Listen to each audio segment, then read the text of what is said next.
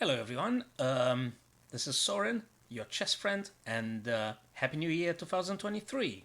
I think this is the first film that I'm doing it now in the new year, and hopefully more others to come. I don't know, tens, hundreds of films, we'll see about that. So, have you ever wondered how to win in 18 moves playing a Queen's Gambit, especially if the opponent is a super GM? Well, you've got to be Daniil Dubov to do that, or you got to play like Daniil Dubov if you want to do this.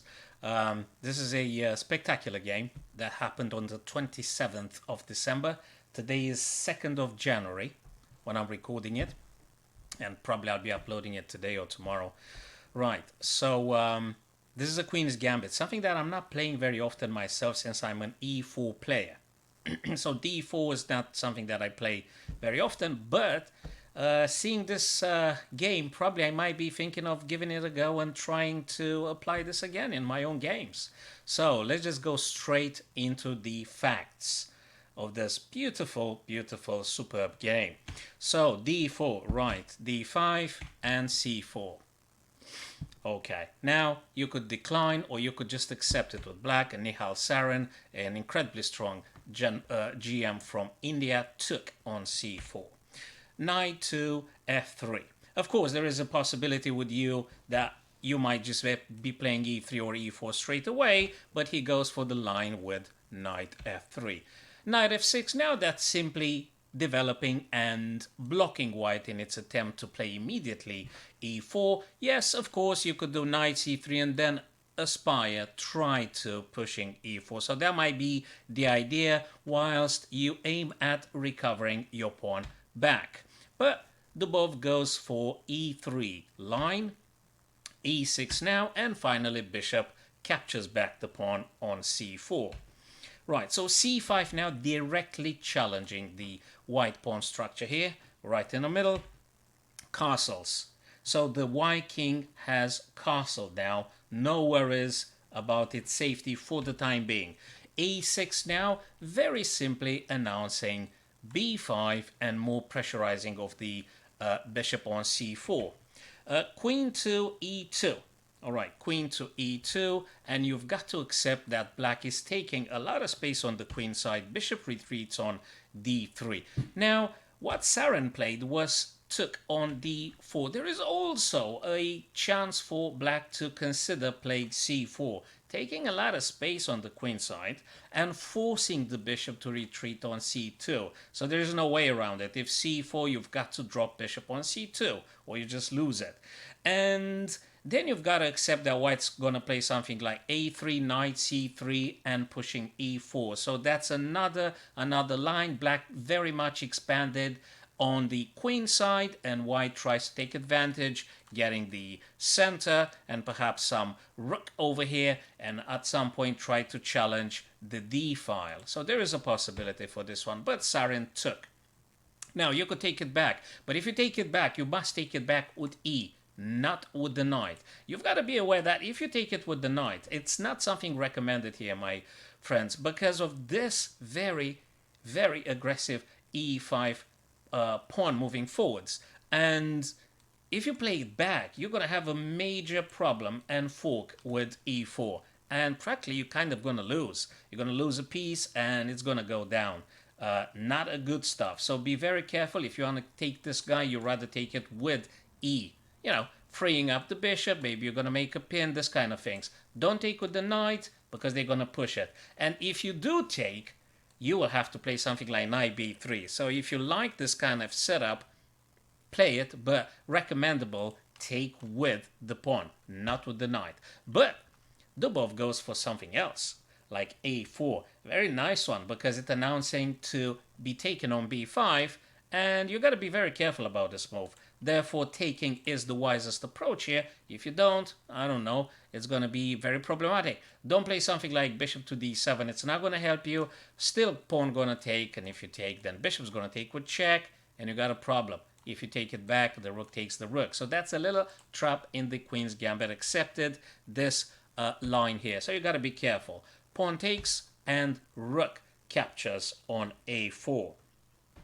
Now, Sarin plays bishop e7. Normally, as a human, you want to, at the end, you want to secure your king and to make them, put them to safety by castling. And also, as a human, you just don't want to take on e3 because the bishop takes on e3 and you're activating this bishop, and then white be playing some rook over to d1. So for this particular reason now, black didn't take on e3, although the engine doesn't consider it a bad move.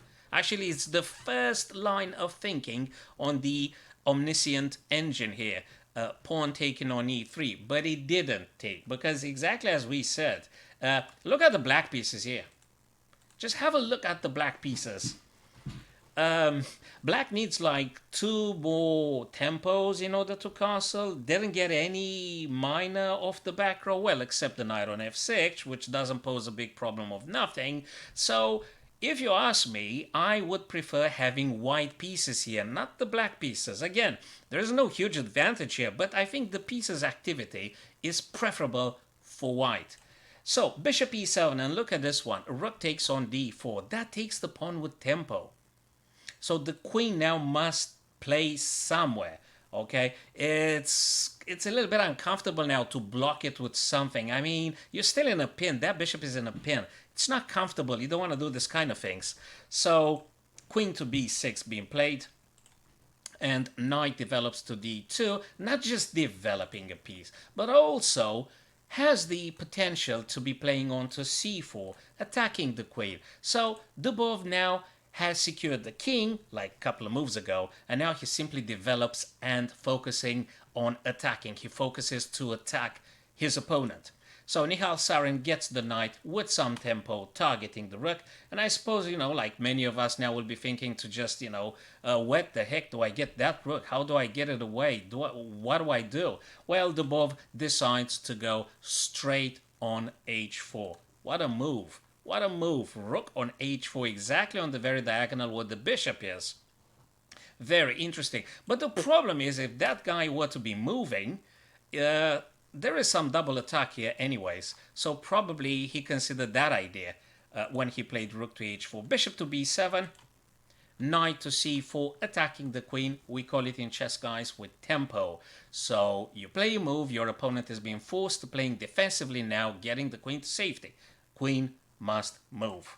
Okay, and once the queen moves, now Daniil Dubov plays bishop to d2 with multiple ideas. Rook may be coming to c1 where the queen is, and you've got the beautiful bishop to c3, further attacking on the black king's fortress here. Bishop to c3. This is so dangerous here, and both white bishops are really menacing him, cruising through all those dark and white squares. Very dangerous, and now you can see the rook here also contributing to the pressure on the king side. Now, Nihal Sarin played the first dubious move, which is g6. The engine recommends the only correct move, and the first line of thinking here is h6. h6 being the move because it just simply stops the rook, if you want to put it this way. But g6 tremendously weakens the dark squares around the king, and actually it's going to make it even worse. Knight g5. What does that mean? Well, if you play your knight, this guy is kind of attacked twice. Plus, if you play the knight, the bishop actually reigns supreme on the dark square. So black needs to be very, very careful about this moment here. Again, he should have played the move like e5, which shuts off the bishop for the time being. So no longer the bishop attacking on the dark squares, but he didn't. He actually tried the knight to d5, which actually loses very quickly. It's already losing here, and it's spectacular. Dubov was able to actually see this move. No wonder he's a GM. So if you want to beat a grandmaster, you got to play like a grandmaster. And here is the move. I could give you guys a couple of seconds. Probably you're going to see it. This spectacular move, it's something to do with the queen. A real super GM move here. Spectacular. Queen to h5. And at this very point, Nihal Sarin simply resigned the game. I mean, look at this one. If g6 takes the queen, bishop, h7, checkmate. You can't do nothing. There's just nothing for black to do. The pressure is enormous We got enormous attacking power on h7. h6 won't do a bit of a thing because you just simply take it. Queen h6, unstoppable, the checkmate. If you drop the knight back on f6, it's not going to help in the slightest. Bishop takes, and again, it's checkmate. Next turn, there is nothing else for black to play, and after queen h5, the GM from India just simply resigned the game, and Daniil Dubov won in just 18 moves in the Queen's Gambit accepted. What an odyssey about the rook, which left to a4, then to d4, then to h4. Unbelievable game. Spectacular game by Daniil Dubov. So probably I'll just be playing the Queen's Gambit myself. After seeing this beautiful stuff, maybe I'll just considering playing this again. Anyway, right. So guys, I hope you're gonna have a very fruitful and meaningful year. A lot of good chess, and we will get together to improve and to play a better chess together, growing, learning.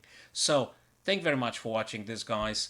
And I'll see you with another video. Probably I'll upload it next week. So stay tuned. I'm going to come back. Thank you.